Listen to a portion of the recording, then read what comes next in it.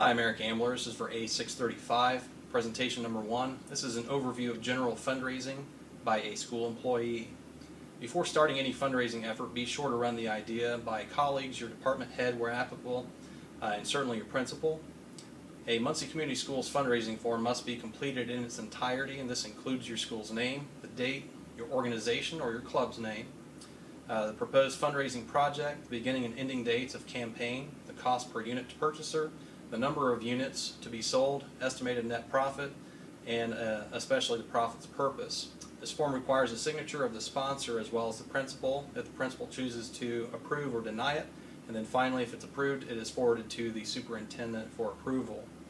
Upon that approval, at the conclusion of the fundraising effort, the bottom portion of the fundraising form must be completed, which includes the expenses for the fundraiser, the amount that was raised, and then also the final profit.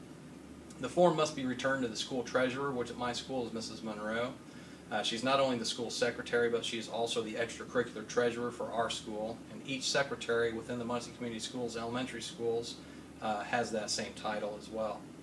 During the fundraiser effort, it's a common practice that at least 2 people affiliated with the effort count the money as it's received and before it's brought to the extracurricular treasurer for deposit.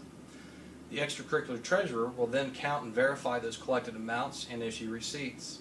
And the summary collection form, which is prescribed by the State Board of Accounts, serves as a ledger and also a form of receipt for all the monies that are collected for the fundraiser. The extracurricular treasurer is to provide an official receipt, which is Form SA-3, at the time that the school summary collection form is turned in. Per this fundraising form, the cost per unit to the purchaser is noted and is paid off from money collected by the extracurricular treasurer, and the profit remains in the account established for the classroom, the extracurricular club, or the sport account, whatever the case may be. It should also be noted that a uniform conflict of interest disclosure statement should be on file if the individual or individuals that are stand to personally profit from the fundraiser are the sponsors of the fundraiser. That's just a good idea to follow. Any withdrawal of funds from the account associated with a fundraiser must be accompanied by a receipt for reimbursement or a purchase order that those funds were applied towards.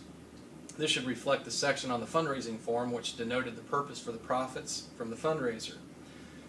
And all this is very important because every 2 years a State Board of Accounts audit is held where all fiscal activity, including fundraising, is reviewed. It's imperative that the entire fundraising procedure and paperwork be completed with fidelity.